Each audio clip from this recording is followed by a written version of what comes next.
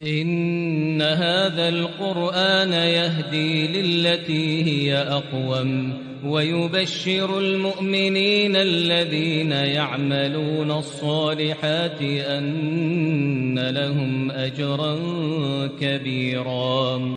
الحمد لله نحمده ونستعينه ونستغفره ونؤمن به ونتوكل عليه ونعوذ بالله من شرور أنفسنا ومن سيئات أعمالنا من يهده الله فلا مضل له ومن يضلله فلا هادي له ونشهد أن لا إله إلا الله وحده لا شريك له ونشهد أن محمدا عبده ورسوله. أما بعد فأعوذ بالله.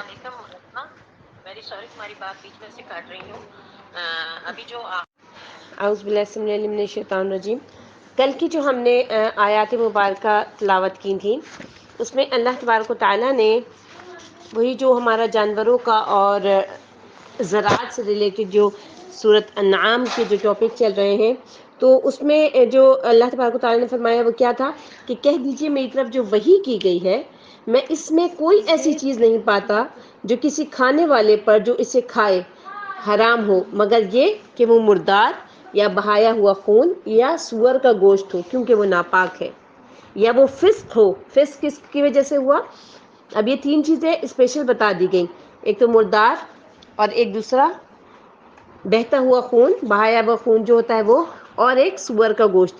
اب یا وہ فسق ہو، اب فسق ہو کے لیے کیا کہا گیا کہ اس پر اللہ کے سوا کسی اور کا نام پکارا گیا ہو، یعنی اللہ کے سوا کسی اور کا نام اگر قربانی کرتے ہوئے یا کوئی جانور ذبح کرتے ہوئے لیا جاتا ہے تو وہ کیا ہو جاتا ہے؟ فسق ہو جاتا ہے. ٹھیک ہے، تو اس کے علاوہ اور کیا کہا گیا کہ پھر جو شخص مجبور ہو جائے بشرطے کہ وہ سرکشی کرنے والا نہ ہو اور نہ ہی حد سے گزرنے والا ہو تو بے شک آپ کا رب بڑا بخشنے والا اور نہایت رحم کرنے والا ہے. آج کی جو آیات ہیں اس میں اللہ تبارک و تعالیٰ فرما رہے ہیں وَعَلَى الَّذِينَ هَادُوا حَرَّمْنَا كُلَّ ذِي ظُفُورٍ، اور جو لوگ یہودی ہوئے ان پر ہم نے ہر ناخون والا جانور حرام کیا تھا. وَمِنَ الْبَقَرِ وَالْغَنَمِ حَرَّمْنَا عَلَيْهِمْ، اور گائیں اور بکری میں سے ان پر ان کی چربی حرام کی تھی.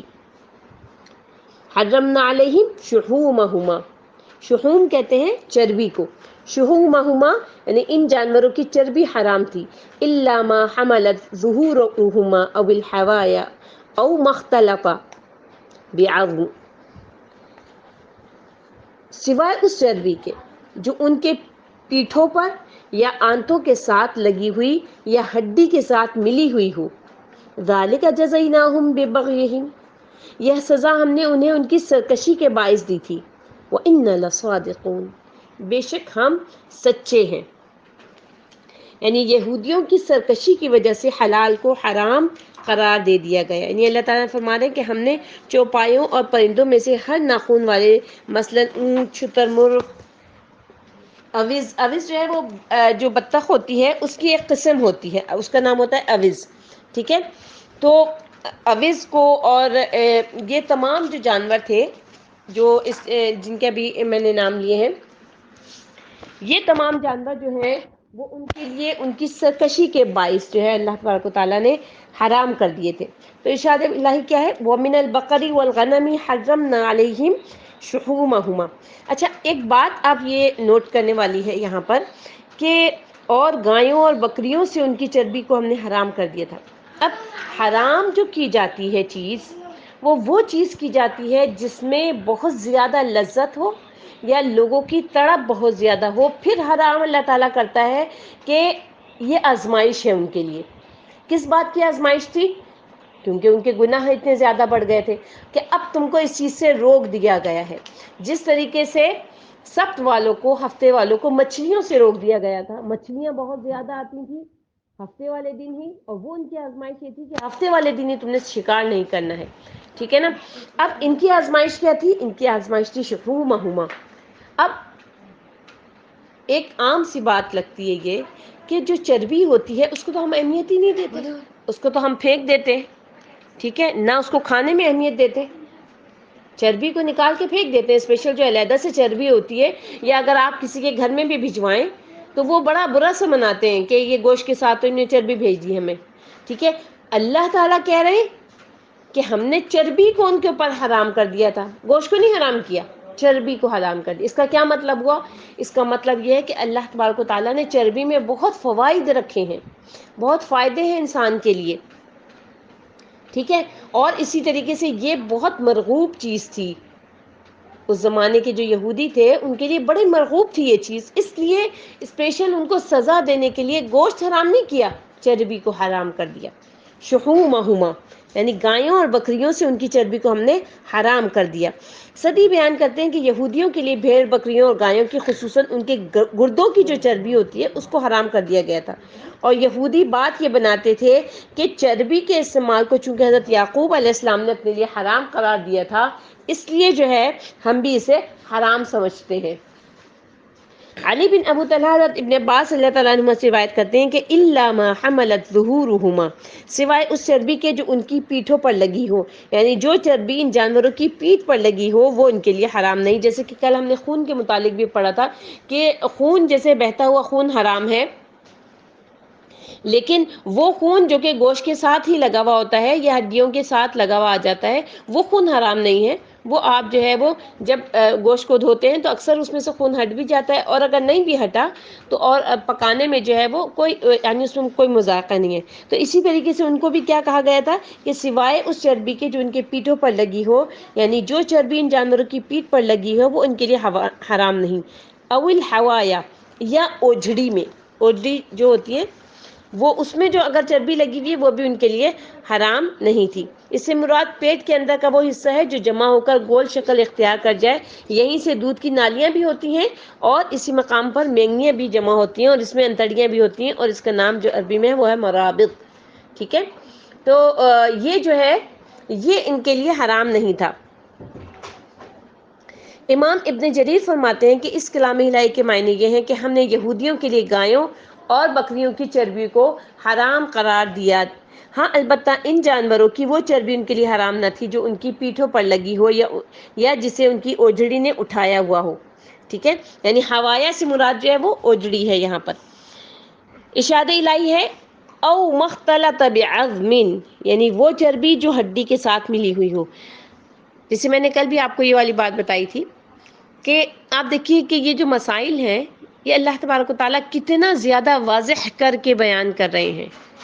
ٹھیک ہے, کہ ایک ایک چیز واضح طور پر بیان کی جا رہی ہے کہ اگر چربی حرام ہے تو کون سی چربی حرام ہے, کون سی چربی حرام نہیں ہے, کون سے خون جو ہے وہ حرام ہے اور کون سا خون جو ہے وہ حرام نہیں ہے. تو اسپیشل لفظ جو آئے ہیں قرآن میں وہ کیا ہیں, او مختلط بعظم, یعنی وہ چربی جو ہڈی کے ساتھ ملی ہوئی ہو وہ بھی ہم نے یہودیوں کے لیے حلال قرار دے دی تھی. ٹھیک ہے, تو ابن جریج فرماتے ہیں کہ ان کے لیے وہ چربی حلال تھی جو جانوروں کی چکی اور دم کے ساتھ جو لگی ہوتی ہے. اسی طرح ہر وہ چربی جو پایوں کے ساتھ, پہلو کے ساتھ, سر کے ساتھ, آنکھوں کے ساتھ یا ہڈیوں کے ساتھ لگی ہوئی تو وہ جو ہے وہ سب کچھ یہ حلال تھی. ٹھیک ہے, آگے اللہ تعالیٰ فرما رہے ہیں ذالک جزیناہم ببغیہم, یہ سزا ہم نے ان کو ان کی سرکشی کے سبب دی تھی. یعنی ہم نے انہیں اس تنگی اور مصیبت میں ان کی شرارت, بغاوت اور ہمارے احکام کی مخالفت کی وجہ سے ہم نے ان کو اس چیز میں مبتلا کر دیا تھا. کیونکہ ہر وقت جو ہے وہ اسلام کو جو ان کے اوپر دین پیش کیا گیا تھا اس کا مذاق اڑاتے تھے. ہر وقت اس کو جو ہے وہ جو پیغمبر تھے ان کو ڈیگریڈ کرتے رہتے تھے, اپنے آپ کو کوئی ایک پہنچی ہوئی چیز سمجھتے تھے اور یہ سمجھتے تھے کہ ہم جو ہے پتہ نہیں آسمان سے شاید ڈائریکٹ اتری ہوئی مخلوق ہیں, اور جیسے ہم ہیں ہمارے ساتھ تو نہ کوئی عذاب دیا جائے گا ہمیں, اور نہ ہی جو ہے وہ ہمارے ساتھ اللہ تبارک و تعالیٰ کوئی ایسا معاملہ فرمائیں گے کیونکہ ہم تو لاڈلی قوم ہیں. ٹھیک ہے, تو اللہ تعالیٰ کیا فرما رہے ہیں کہ جو ان کی سرکشی تھی, ان کی جو شرارتیں تھیں, ان کی جو بغاوتیں تھیں اور جو احکام کی مخالفت کرتے تھے اس سبب سے ہم نے ان کو اس چیز میں مبتلا کر دیا تھا. فَبِظُلْمٍ مِّنَ الَّذِينَ هَادُوا حَرَّمْنَا عَلَيْهِمْ طَيِّبَاتٍ أُحِلَّتْ لَهُمْ وَبِصَدِّهِمْ عَنْ سَبِيلِ اللَّهِ كَثِيرًا. تو ہم نے یہودیوں کے ظلموں کے سبب بہت سی پاکیزہ چیزیں جو ان کے لیے حلال تھی حرام کر دی, اور اسی سبب سے بھی کہ وہ اکثر اللہ کے راستے سے لوگوں کو روکتے تھے. یعنی یہ دیکھیے کہ ایک انسان تو وہ ہوتا ہے جو خود ہی اللہ تعالیٰ کے راستے پہ نہیں چل رہا، اور ایک انسان وہ ہوتا ہے کہ جو خود تو نہیں چل رہا لیکن جو دوسرے چل رہے ہیں ان کے راستے میں بھی روڑے اٹکاتا ہے، ان کے راستے میں بھی پتھر اٹکاتا ہے، ان کو بھی جو ہے وہ دین پر چلنے نہیں دیتا، خود تو عمل نہیں کر رہا۔ اب آپ دیکھیں یہ ایک عام سی بات ہے ہمارے معاشرے میں کہ جو لوگ پابندی سے نماز پڑھنا چاہتے ہیں تو وہ جن کے پاس جاب کر رہے ہوتے ہیں اکثر ان کو اس طرح کی جو ہے وہ مشکلوں کا سامنا کرنا پڑتا ہے۔ جیسے کچھ دن پہلے مجھے کوئی بتا رہا تھا کہ ہم نے جو ہے وہ بہت وہ غریب لوگ تھے، انہوں نے کہا میں نے جو ہے وہ کسی درزی کے پاس جاب کی، اور درزی کے پاس میرا کام یہ تھا کہ استری کرنے کا کام تھا، تو انہوں نے کہا کہ اچھا اگر تم ہر وقت اس طرح سے اٹھ کے جاؤ گے نماز پڑھنے کے لیے پھر تو استری ٹھنڈی ہوگی اور بار بار اس کو گرم کرنا پڑے گا اور کتنی بجلی خرچہ ہوگی، اور اس طریقے سے ہم تمہیں جاب نہیں دے سکتے۔ تو یعنی اگر کوئی شخص حلال کمانا چاہ رہا ہے اور اللہ تعالیٰ کے جو فرائض ہیں، یعنی یہ نہیں ہے کہ وہ نفلیں پڑھ رہا ہے یا وہ قرآن کی تلاوت اس نے شروع کر دی ہے، ایسا کچھ نہیں ہے، بلکہ جو فرائض ہیں وہ اس کے ساتھ ادا کرنا چاہ رہا ہے، تو لوگ جو ہے وہ رکاوٹ ڈالنے والے بن جاتے ہیں، دین کے راستے میں رکاوٹ ڈالنے والے بن جاتے ہیں۔ اس کی کئی مثالیں آپ کو ملیں گی۔ جاب کرنے کے لیے آپ جائیں تو آپ کو صاف منع کر دیا جاتا ہے کہ جی آپ پردے میں جاب نہیں کر سکتی، یہ ہمارے یہاں الاؤ نہیں ہے، لازمی ہے کہ آپ کو اپنا عبایا اتارنا پڑے گا، آپ کو ہمارے مطابق سے ڈریسز پہننے پڑیں گے۔ تو یہ سب کچھ کیا ہے کہ اللہ تبارک و تعالیٰ کیا فرما رہے ہیں کہ ذالک جزیناہم ببغیہم، یہ بغاوت ہے، یہ سرکشی ہے، ٹھیک ہے نا۔ اور جو دوسری سورۃ نساء کی جو آیت ہے اس میں اللہ تعالیٰ نے کیا فرمایا کہ ہم نے یہ سارا جو ان کے اوپر حرام کیا تھا وہ کیوں کیا تھا؟ عن سبیل اللہ کثیرا وبصدہم عن سبیل، صدہم یعنی روک دیتے تھے، وہ اللہ تعالیٰ کے راستے میں اللہ تعالیٰ کے دین پر عمل کرنے سے وہ روک دیتے تھے، اس لیے ہم نے ان کے اوپر جو حلال چیزیں تھیں وہ حرام کر دی تھیں۔ اللہ تعالیٰ فرما رہے ہیں آگے وَإِنَّ لَصَادِقُونَ، اور یقیناً ہم تو سچ کہنے والے ہیں، یعنی ہم نے ان کے ظلموں کی وجہ سے ہی انہیں جو سزا دی تھی تو اس میں ہم عدل کرنے والے ہیں۔ ابن جریر فرماتے ہیں کہ اس کے معنی یہ ہے کہ اے محمد صلی اللہ علیہ وسلم، ہم نے آپ کو جو یہ خبر دی ہے کہ ہم نے ان چیزوں کو ان کے لیے حرام قرار دے دیا تھا تو ہم اس میں سچے ہیں، اور یہودیوں کی یہ بات جھوٹ پر مبنی ہے کہ حضرت یعقوب علیہ السلام نے ان چیزوں کو اپنے لیے از خود حرام قرار دے لیا تھا، ٹھیک ہے۔ تو یہودی جو ہے وہ کیا کرتے تھے؟ حیلہ سازی کرتے تھے، بہانے بناتے رہتے تھے، ہر چیز پہ وہ بہانے بازیاں کرتے تھے۔ تو حضرت عبداللہ بن عباس رضی اللہ تعالیٰ عنہما سے روایت ہے کہ حضرت عمر بن خطاب رضی اللہ تعالیٰ عنہ کو جب یہ خبر ملی کہ سمرہ نے شراب بیچی ہے تو انہوں نے فرمایا اللہ سمرہ کو تباہ کرے، کیا اسے یہ معلوم نہیں کہ رسول اللہ صلی اللہ علیہ وسلم نے فرمایا لعن اللہ الیہود حرمت علیہم الشہوم بحمولها، اللہ تبارک و تعالیٰ نے لعن اللہ، لعنہ یعنی اللہ نے لعنت کی تھی، کس کے اوپر لعنت کی تھی؟ الیہود، یہود پر۔ کس بات سے لعنت کی تھی؟ کہ جو ہے وہ یہ جو چربیوں کو جو حرام قرار دیا تھا کہ اللہ تعالیٰ نے یہودیوں پر جو ہے وہ لعنت نازل کرے اور ان کے اوپر لعنت ہو اس بات سے کہ ان کے لیے جو چربیاں جب حرام قرار دے دی گئیں تو پھر وہ کیا کرتے تھے؟ یہ وہی والا کام ہے جو کہ اصحاب سبت نے کیا۔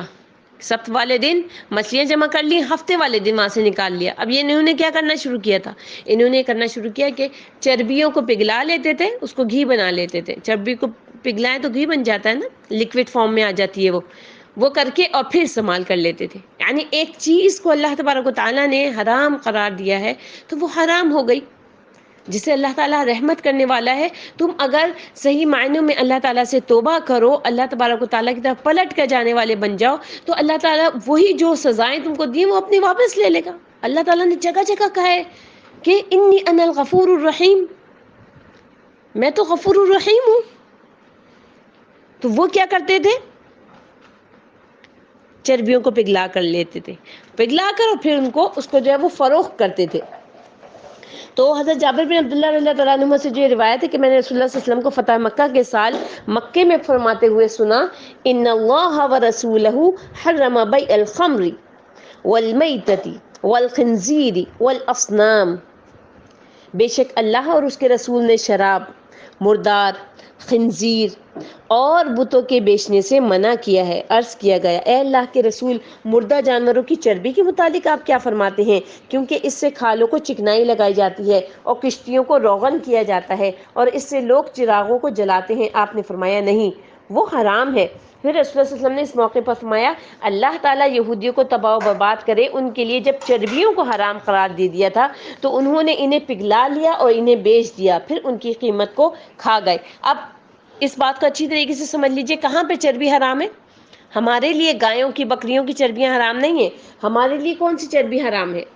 ہمارے لیے جو خنزیر ہے اس کی چربی حرام ہے، اور اس کی چربی کو مختلف طریقوں سے مسلمانوں کے پیٹوں میں پہنچایا جاتا ہے، کبھی لپسٹک کے ذریعے سے، کبھی کھانوں کے ذریعے سے، کبھی جو یہ فروزن غذائیں آتی ہیں اس میں ڈال کے، یعنی مختلف طریقوں سے۔ آپ کو پتہ ہے کہ اللہ تبارک و تعالیٰ جب کسی چیز کو حرام قرار دیتے ہیں تو اس میں اتنا نقصان ہوتا ہے کہ جب وہ چیز آپ کے پیٹ میں جاتی ہے، چاہے وہ جان بوجھ کر آپ لے کر گئے ہیں، یعنی آپ کو پتا تھا پھر بھی آپ نے کھا لیا، یا انجانے میں آپ سے چلی گئی، لیکن اس کا نقصان کیا ہوتا ہے؟ اس کا نقصان یہ ہوتا ہے کہ انسان کے اندر اسی جانور کی صفات پیدا ہو جاتی ہے۔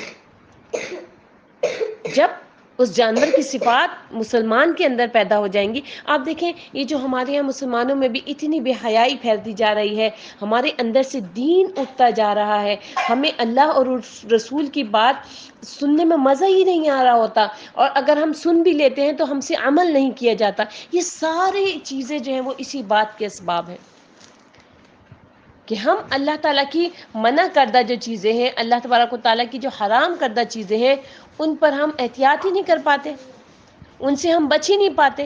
جب ہم نہیں بچ پاتے تو پھر ہمارے اندر وہی کوالٹیز، وہی خصوصیات پیدا ہو جاتی ہیں۔ آپ کو پتہ ہے سور کی ایک دفعہ میں ایک جگہ پڑھ رہی تھی کہ اس کے جو ویسے ہی وہ بہت گندا جانور ہے، یعنی اللہ تبارک و تعالیٰ نے اس کو ایک بہت گندگی پیدا کرنے والا جانور ہے، لیکن اس کی سور کی عادت ہوتی ہے کہ وہ اپنا فضلہ بھی کھا لیتا ہے، دوسرے جانوروں کا بھی، اور پھر اگر اس کو کوئی پاک صاف چیز دی جائے نا، یعنی جیسے کہ آپ جو ہے وہ جانوروں کو چارہ کھلا رہے ہیں، یا کسی جانور کو آپ نے اس کے آگے گوشت ڈالا ہے، وہ گوشت کھا رہا ہے، اب اگر اس طرح کی کوئی چیز سور کو جب ملتی ہے اور وہ دیکھتا ہے کہ یہ بالکل صاف ہے، صحیح ہے، پاکیزہ ہے، تو پھر وہ کیا کرتا ہے؟ وہ اپنی ناک سے غلاظت نکالتا ہے اور وہ اس میں ملاتا ہے اور وہ پھر کھاتا ہے، یعنی اتنا غلیظ وہ جانور ہے۔ ٹھیک ہے، تو اللہ تبارک و تعالیٰ نے اگر کسی چیز کو ہمارے لیے حرام قرار دیا تو وہ واقعی حرام ہی ہے، اس کو حرام ہی سمجھ لیں۔ ایک دفعہ اپنے ذہنوں میں کراس لگا دیجئے کہ بس اس کے اللہ تعالیٰ نے یہاں پہ کہا ہے ہمیں اسٹاپ ہو جاؤ، اس چیز کے لیے اسٹاپ ہونے کو کہا ہے، بس ہمیں اسٹاپ ہو جانا ہے۔ اسی لیے اللہ تبارک و تعالیٰ کیا فرما رہے ہیں کہ جو ہے یہ چیزیں تمہارے لیے جو ہے وہ جائز ہی نہیں ہے۔ آگے اللہ تعالیٰ فرما رہے ہیں فَإِن كَذَّبُوكَ فَقُلْ رَبُّكُمْ ذُو رَحْمَةٍ وَاسِعَةٍ، پھر اگر وہ آپ کو جھٹلاتے ہیں تو کہہ دیجئے تمہارا رب وسیع رحمت والا ہے، وَلَا يُرَدُّ بَأْسُهُ عَنِ الْقَوْمِ الْمُجْرِمِينَ، اور اس کا عذاب مجرم قوموں سے ٹالا نہیں جاتا۔ یعنی اللہ تعالیٰ کیا فرما رہے ہیں؟ اے محمد صلی اللہ علیہ وسلم، اگر آپ کے یہ مخالف مشرکین اور یہودی وغیرہ آپ کی تکذیب کرتے ہیں تو کیا کہہ دیجئے؟ فَقُلْ رَبُّكُمْ ذو رحمت واسعہ، کہہ دیجئے کہ تمہارا پروردگار وسیع رحمت والا ہے۔ یہ اللہ تعالیٰ کی رحمت بے پایہ ہے، اور اس کی جو ہے وہ اس رحمت کے حصول اور اللہ کے رسول کے اتباع کی جو ترغیب دی گئی ہے، وہ ترغیب کس طریقے سے دی گئی ہے کہ اللہ تعالیٰ فرما رہے ہیں وَلَا يُرَدُّ بَأْسُهُ عَنِ الْقَوْمِ الْمُجْرِمِينَ، اور اس کا عذاب گناہ گار لوگوں سے نہیں ٹلے گا۔ یہ ان کے لیے اللہ کے رسول خاتم النبیین حضرت محمد صلی اللہ علیہ وسلم کی مخالفت پر ترغیب ہے۔ اللہ تعالیٰ نے قرآن مجید میں اکثر مقامات پر ترغیب اور ترہیب ان دونوں کو ملا کر ہی بیان فرمایا ہے، جیسے کہ اس سورت کے آخر میں بھی اللہ تعالیٰ فرماتا ہے ان ربک سریع العقاب، بے شک آپ کا پروردگار جلد عذاب لینے والا ہے، وانہ لغفور الرحیم، اور بے شک وہ بخشنے والا اور مہربان بھی ہے۔ یعنی ترغیب بھی ہو گئی اور ترہیب بھی ہو گئی، ٹھیک ہے نا۔ اسی طریقے سے ایک اور جگہ اللہ تعالیٰ نے کیا فرمایا وَإِنَّ رَبَّكَ لَذُو مَغْفِرَةٍ لِلنَّاسِ عَلَى ظُلْمِهِمْ، اور بے شک آپ کا پروردگار لوگوں کو باوجود ان کی ناانصافیوں کے معاف کرنے والا ہے۔ دیکھیے کتنا بہترین رب ہے آپ کا، کتنا خوبصورت آپ کا پروردگار ہے کہ آپ کیا کہا جا رہا ہے وَإِنَّ رَبَّكَ لَذُو مَغْفِرَةٍ لِلنَّاسِ عَلَى ظُلْمِهِمْ، اللہ تعالیٰ ان کی بھی مغفرت فرما دیتا ہے جو کہ ظالم ہوتے ہیں، اور ان کے ظلم کے باوجود اللہ تبارک و تعالیٰ جو ہے وہ ذو مغفرت کا جو ہے وہ اعلان کر رہے ہیں۔ اور اس کے ساتھ ساتھ اس کے بعد کیا فرمایا؟ اب ترغیب ہو گئی، اب ترغیب کیا ہو رہی ہے؟ وَإِنَّ رَبَّكَ لَشَدِيدُ الْعِقَابِ، یعنی جو شخص جو ہے وہ ظالم ہونے کے بعد بھی اپنے گناہوں سے توبہ نہ کرے، اپنے گناہوں سے پلٹے نہیں بلکہ ظلم پر اپنے اصرار کرتا رہے، اس کے لیے کیا ہے؟ وَإِنَّ رَبَّكَ لَشَدِيدُ الْعِقَابِ، اور بے شک آپ کا پروردگار سخت عذاب بھی دینے والا ہے۔ اور ایک بہترین آیت اور سورۃ حجر کی یہ آیت مجھے بہت ہی اچھی لگتی ہے، نَبِّئْ عِبَادِي أَنِّي أَنَا الْغَفُورُ الرَّحِيمُ، اے پیغمبر میرے بندوں کو بتا دیجئے کہ بے شک میں بڑا بخشنے والا اور مہربان ہوں۔ وَأَنَّ عَذَابِي هُوَ الْعَذَابُ الْأَلِيمُ، اور یقیناً میرا عذاب بھی درد دینے والا اور خطرناک قسم کا عذاب العلیم ہے، شدید قسم کا عذاب ہے۔ ایک اسی طریقے سے اور فرمایا غافر الذنب وقابل التوب شدید العقاب، جو گناہوں کو بخشنے والا ہے اور توبہ کو قبول کرنے والا ہے اور سخت عذاب دینے والا ہے۔ ان بطش ربک لشدید انہ هو یبدئ ویعید وہو الغفور الودود، بے شک آپ کے پروردگار کی پکڑ بہت سخت ہے، بلا شبہ وہی پہلی دفعہ پیدا کرتا ہے اور وہی دوبارہ زندہ کرے گا، اور وہ بخشنے والا اور محبت کرنے والا بھی ہے۔ یہاں پر پہلے جو ہے وہ آپ کو ڈرایا جا رہا ہے ان بطش ربک لشدید، آپ کے پروردگار کی پکڑ جو ہے وہ بہت سخت ہے۔ انہ هو یبدئ ویعید، بلا شبہ وہی پہلی دفعہ پیدا کرتا ہے، وہی دوبارہ زندگی دے گا، اور پھر غفور بھی ہے اور ودود بھی ہے، یعنی بخشنے والا بھی ہے اور محبت کرنے والا بھی ہے۔ تو اس مضمون کی جو ہے وہ اور بھی بہت ساری آیتیں ہیں۔